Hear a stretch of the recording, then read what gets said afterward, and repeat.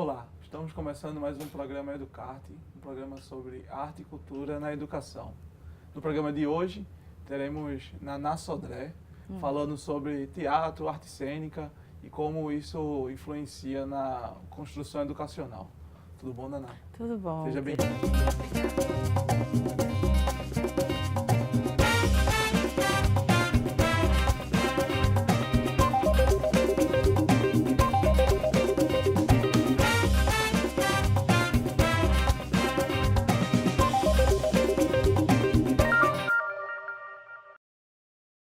A gente vai começar inicialmente pedindo para tu contar a tua história, falar como foi tua trajetória até chegar no teatro. Eu vi uma entrevista recentemente com você que você fala que quando era criança participava ainda sobre Sim. na escola Na de escola, questões na escola. artísticas, mas porém não enxergava isso como Não. uma profissão no futuro. Não Conta pra enxergava. gente essa tua história. Não enxergava. Era bem divertido, eu participava de tudo, mas não enxergava. Eu acho que isso tinha muito a ver com a minha educação em casa, né? A gente não tinha uma relação ligada, por exemplo, ao teatro. Era algo mais voltado para o cinema e mesmo assim muito distante, né?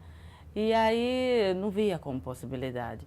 E é engraçado também que eu desde criança não via também uma visibilidade negra, por exemplo, para que eu pudesse me espelhar, para que eu pudesse sentir a possibilidade de também ser atriz, né? Então eu estava dentro do jogo, do lúdico, então enquanto está dentro do jogo lúdico está ótimo.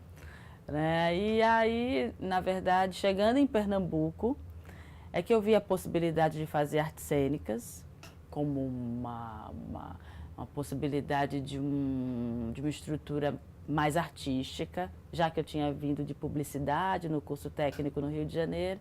Então eu cheguei aqui em Pernambuco e disse, eu acho que de repente artes cênicas ou algo técnico nessa linguagem me interessa. E o curso era de licenciatura. Então, também me via um pouco nesse lugar de educação e eu fiz. Só que o curso tem muitas vertentes, né?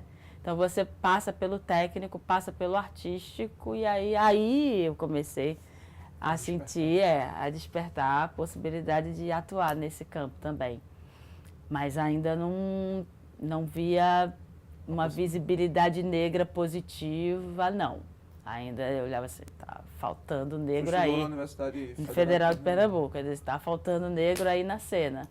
E isso é algo que foi ficando consciente um tempo depois, né? A gente vai sentindo estranhamento e depois a gente começa a ligar os pontos e começa a se arvorar. Bom, já que não existe, então eu vou me lançar, né? E aí depois veio o Grupo Poste, que somos eu, a Grinês e Samuel, onde a gente trabalha tudo isso.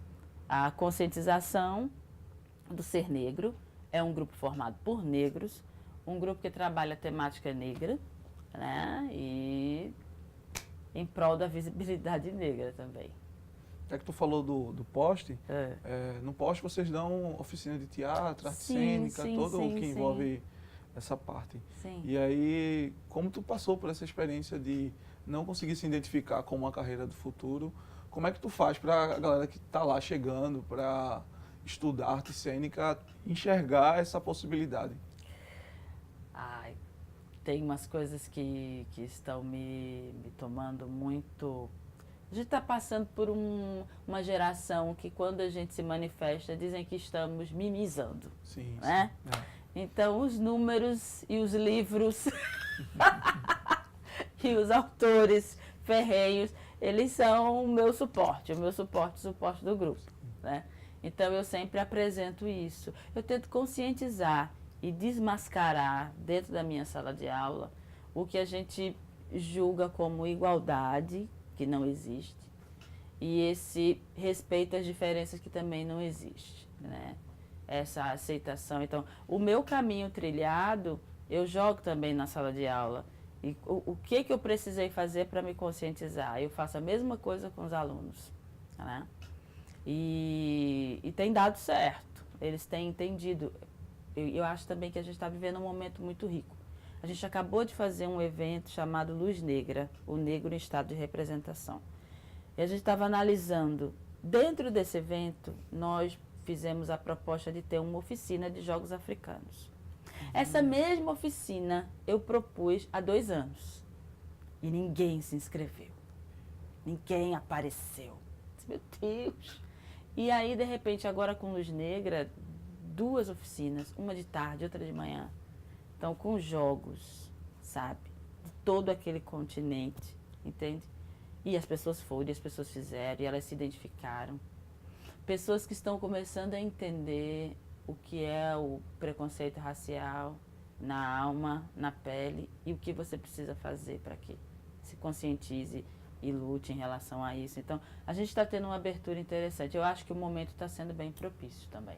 Ao mesmo tempo que tem essa geração do mimimi, tem toda uma nova geração que está buscando se identificar, né, compreender esse processo que houve de diáspora da escravidão e tudo mais para o Brasil. Eu queria que tu falasse um pouco mais para a gente sobre como tu enxerga as possibilidades das artes cênicas, o teatro, a parte técnica também, de iluminação, de construção de cenário, para a educação, para o jovem que ainda está estudando, como ele pode ver isso como uma possibilidade que realmente é muito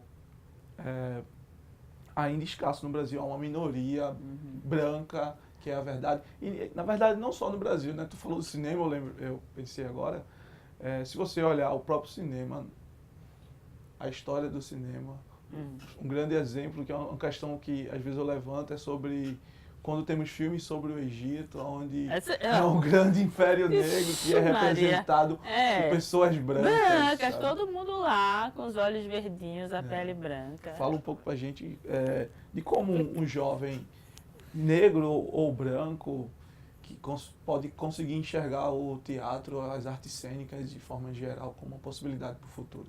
Então, eu sinto que isso é um movimento nosso. Que tem que partir da gente, né? Dar 2 exemplos. A gente, de vivências, né? A gente tem um espetáculo chamado Cordel do Amor Sem Fim.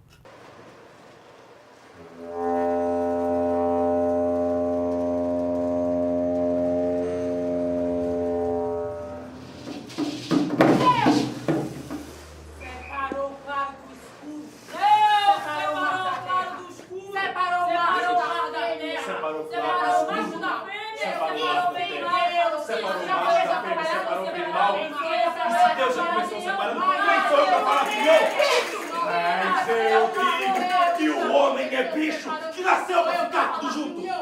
Mas eu digo que o homem é bicho que nasceu pra ficar tudo junto!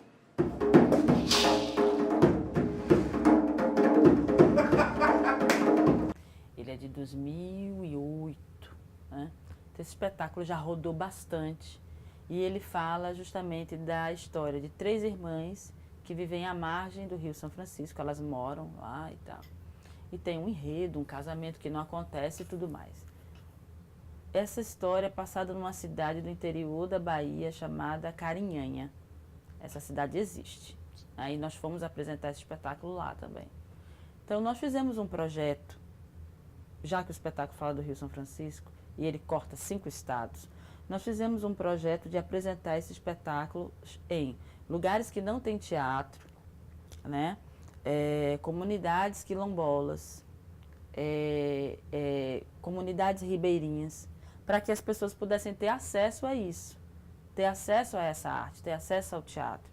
E o que a gente encontra nessa comunidade? Os meninos pobres, os meninos negros, as pessoas que nunca viram teatro. Tem cidades que a gente foi para uma cidade chamada Manga, que faz divisa com essa cidadezinha, essa outra que nós fomos, Carinhanha, é o acesso. E ninguém nunca tinha visto nada de teatro lá. E Manga fica em Minas, né? Então nós passamos por Manga, o Rio São Francisco corta a cidadezinha de Manga. E nós apresentamos assim, o rio aqui, a gente aqui, num coretinho. E apresentamos o espetáculo. De graça, de forma gratuita. Então foram 40 cidades banhadas pelo Rio São Francisco. Então eu acho que isso tem muito a ver da gente, sabe, enquanto artista, entender esse movimento geográfico, político, social que a gente vive e levar também um pouco dessa arte para quem não tem contato, para quem não tem acesso. E as oficinas também eram feitas, poxa. oficinas com crianças, com adultos, com idosos, para poder ter um pouco de ligação com essa estética, né? A gente fez agora também o Luz Negra, essa mostra que eu te falei. Então, reunir no mesmo evento, em forma de leitura dramatizada, leitura de um texto teatral, vários artistas negros de várias gerações, possibilitar uma entrada gratuita para que as pessoas possam ver negros sendo médicos, pastores, padres, porque todos esses personagens tinham no texto teatral. E quando o ator negro lê o texto enquanto médico, você não diga, mas ele não deveria ser branco. Você não vê isso, porque está tudo lá. Ele é um ator com potencial. E daí? Né? Então, isso é um movimento que nós artistas precisamos fazer cada vez mais. Teatro é uma arte elitizada. É muito confortável. A gente está lá, num lugar lá que a gente não toque, não se interessa. Eu vou fazer para quem chega até a mim, quem consegue estacionar o carro aí na frente. Eu tenho um espaço cultural no centro, que é o Espaço Cultural Poste Soluções Luminosas. Ele está lá. A gente abre para ações afirmativas. Ele está lá. Então tem espetáculos com preços populares, espetáculos gratuitos, porque a gente acha que tem que ter mesmo. Oportunizar, né? E o que nós vamos fazer no que vem? É criar a escola, o poste de teatro. É justamente para trabalhar a matriz africana, o teatro antropológico, as nossas raízes, a diáspora, os teóricos, né? Para descortinar, para movimentar, para juntar. Eu acho que a gente precisa juntar e ir às escolas e trazer as escolas. Buscar, né? Buscar. Fazer esse resgate.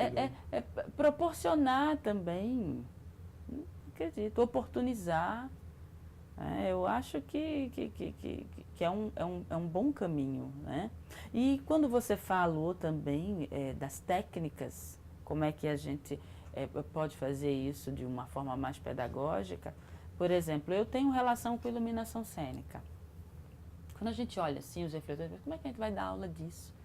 A gente começa pela contemplação, começa por experimentos, mas a luz do sol e a sua trajetória, contemplação da natureza, isso tudo é iluminação. A gente começa das bases, né?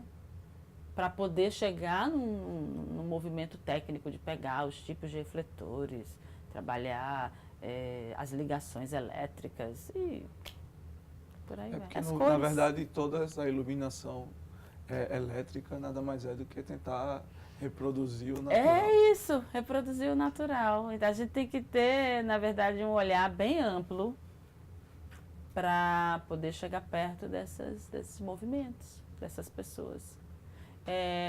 Poder sentir que elas também podem ter possibilidades, sabe? Acho que é o primeiro olhar. Acesso, acessibilidade, né, para isso.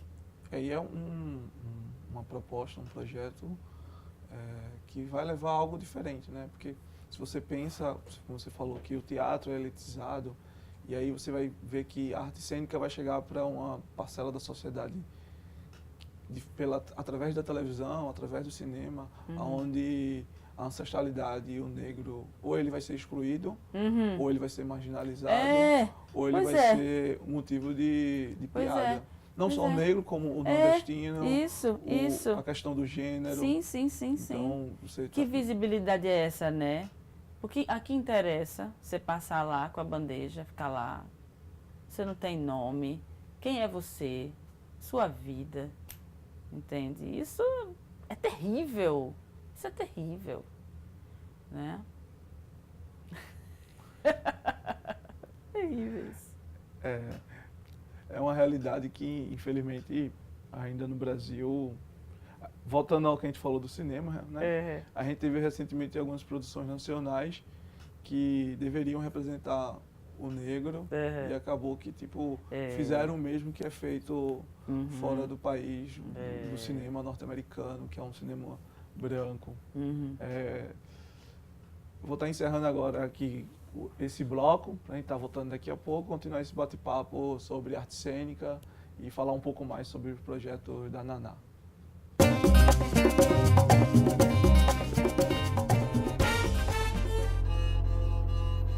Todos os ingredientes estavam lá.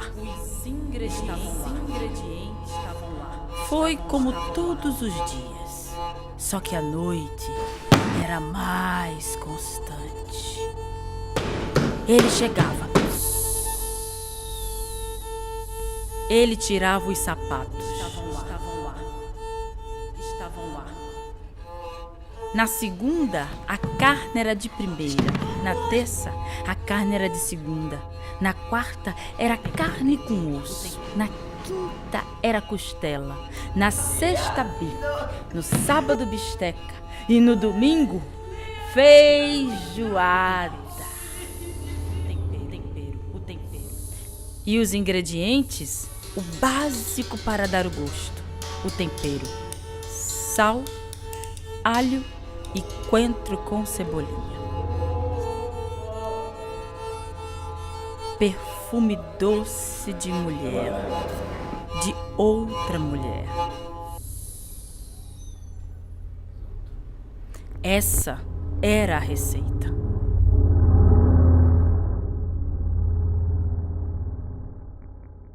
Estamos retornando com o segundo bloco do programa do CART para continuar esse bate-papo sobre arte cênica.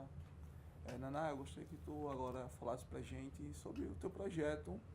Na verdade, também puder falar sobre a tua história dentro do teatro, tanto iluminação como atriz, e aí a trajetória do Poste, né? E dos espetáculos que ele foi construindo. Tá bom. O Poste, ele nasceu em 2004, né? Éramos três amigos, eu, Noá e Isabela, e ele nasceu como grupo de iluminação cênica, tá? Porque nós tínhamos um tato, né, com iluminação cênica, desde a Federal, e a gente sentia que éramos fortes juntos, né? É bom isso, éramos fortes juntos. E tinha uma demanda, né? Não tinham muitos iluminadores na cidade, então a gente entrou nesse nicho e tal. E saídas e entradas de pessoas no Poste, né? Quando chegou em 2006, a Grinês Melo, que ainda faz parte do Poste hoje como sócia, ela entrou também interessada ainda por iluminação. E quando chegou em 2009, entrou Samuel Santos, que é o meu companheiro. 2009, isso mesmo, 2009 juridicamente ele entrou, porque o Poste tem CNPJ, tudo direitinho, aquela coisa toda.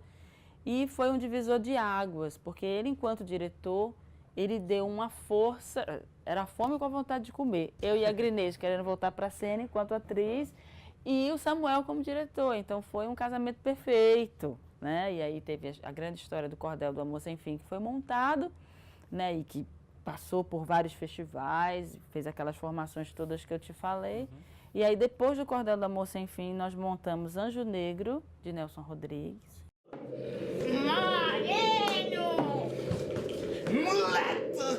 Meu Deus! Que foi um espetáculo importantíssimo para o grupo, porque além de ter... O Cordel já tinha nos levado a vários festivais internacionais importantes, mas o Anjo Negro, ele firmou o Poste dentro das questões raciais, né? Porque o Anjo Negro é um espetáculo que fala de Ismael, que é um médico negro que não se aceita enquanto negro. Então casa com uma mulher branca e todos os filhos de Ismael, eles matam as crianças, o casal mata as crianças, né? Vai assassinando, vai fazendo esse infanticídio dessa criança negra que não tem espaço para viver nesse mundo, né? Então o espetáculo ele gira em torno disso. Nós recebemos muitas críticas porque as pessoas achavam que o racismo estava datado. Está tão datado, por que vocês vão desencavar essa peça pesada? Mas era extremamente necessária para a gente poder discutir muitas coisas e trazer o movimento negro também para o teatro, mais uma vez, né?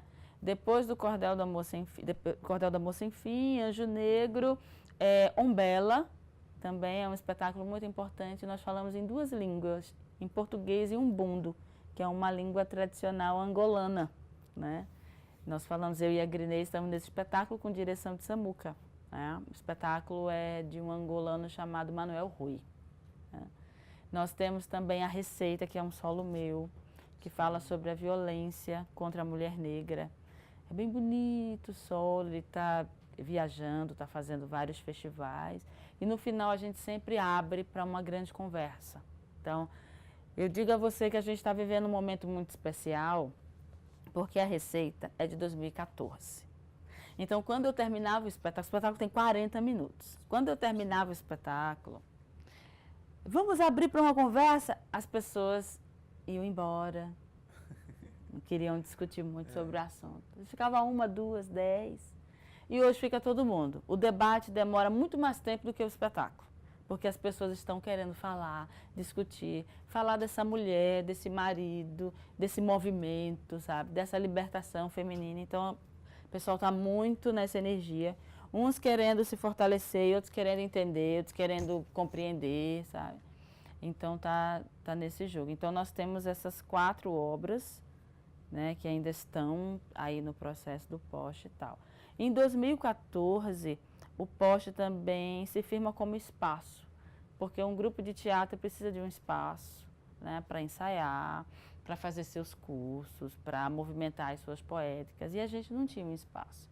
Então foi uma necessidade da gente também, não só se formalizar enquanto empresa, mas também ter um espaço que a gente pudesse trabalhar, apresentar espetáculos, oferecer para os outros públicos e tudo mais. O espaço fica na... O espaço fica na Rua da Aurora, esquina com Princesa Isabel, e recebe espetáculos e tá lá. Naná, eu vou estar pedindo para tu estar fazendo as considerações finais sobre a questão, sobre o assunto, dizer como tu enxerga um futuro para as artes cênicas no Brasil e a ancestralidade e o lugar do negro nesse local, como em qualquer outro local tem que ser garimpado. Sim, sim. Eu acredito que vou falar novamente, acho que o conhecimento, a busca e a união é o que vai fazer com que a gente trabalhe essa visibilidade positiva, sabe? O reconhecimento da ancestralidade, como você falou, o exercício dela, a sua consciência, os pensamentos, verificar esse lugar. Eu acho que tanto o negro se reconhecendo enquanto negro e o branco se reconhecendo como privilegiado, né? Como poderoso, né? O poder da fala. Então, assim, eu acho que a gente precisa ter esse movimento mesmo, sabe? De se juntar e de estudar e de reverenciar e de se manifestar também. O momento que a gente está vivendo é um momento muito bom. A gente está cavando espaços, né? Estão dando espaço para a gente, não, a gente está cavando os espaços. E que já é um movimento antigo e agora a gente está colhendo um pouco esses frutos, né? Eu sou otimista. Eu sou otimista, porque do mesmo jeito como tem um mimimi, tem a reação também que vai ser tão forte quanto. Então, acho que não tem mais volta, não. Tem gente que tem muito medo, né? Que as pessoas comecem a se pegar por aí pela rua, não é? Em alguns casos, acho que acontece, sim. Outros com muita conversa, com muito argumento, com muita certeza do que é e do que representa. E correndo atrás das leis também, procurando seus direitos. Eu acho que vai ter de tudo. Só não dá mais para retroceder. Como você falou, né? Tem essa geração mimimi, que vai dizer que é besteira, que vai falar, como você falou, do anjo negro, dizer que é ultrapassado, que não é mais uma realidade. Mas, em compensação, tem outro grupo que está buscando, está tentando entender que ainda o negro, para ser aceito, ele tem que se vestir de branco. Como deixou bem exposto o Fanon na obra dele, Peles Negras, Máscaras Brancas. Porque você tem que ser um negro para poder ser aceito. Ele não pode ser um negro, ele tem que ser um branco. Ele sentiu na pele. É isso. Eu acho que uma coisa muito importante que tu falou desde o início, que é essa questão do baseamento, de ter essa base de conhecimento histórico, É importante. filosófico, que vai influenciar toda a questão É. para poder você ter o empoderamento da defesa E a gente da ancestralidade e do lugar, né? E a gente, nós, do lugar de fala que nós temos, eu acho que, e sinto que é um exercício. É um exercício, para quem não tem, fulano não tem, não, inconsciente. Não, vamos, o que a gente pode fazer por fulano? Entende? Como é que a gente chega ali em fulano? Tá, fulano não tem a mínima consciência. Como é que a gente pode chegar no fulano? Para que ele possa sentir que existe toda uma questão para ele poder entender, para ele poder abarcar, para ele se reconhecer. O que pode ser feito, então? Acho que é um caminho bom para a gente pensar também. Enquanto artista, né? Fala enquanto artista, enquanto professor. Na minha sala de aula, o que eu posso fazer? Né? Para essa consciência chegar mais? Para acabar com esse epistemicídio? O que eu posso fazer? Eu acho que é essa frase que encerra perfeitamente, né? O que podemos fazer, independente de onde estejamos, o que podemos fazer para poder mudar essa realidade que vem mudando já, mas que continue mudando, apesar do país estar passando por esse momento complicado. Naná, eu vou te agradecer por ter participado do programa, ter trazido todo esse conhecimento, toda essa história linda. Muito obrigado. Esse foi mais um episódio do programa Educarte. A gente está encerrando por aqui e agradeço a todos.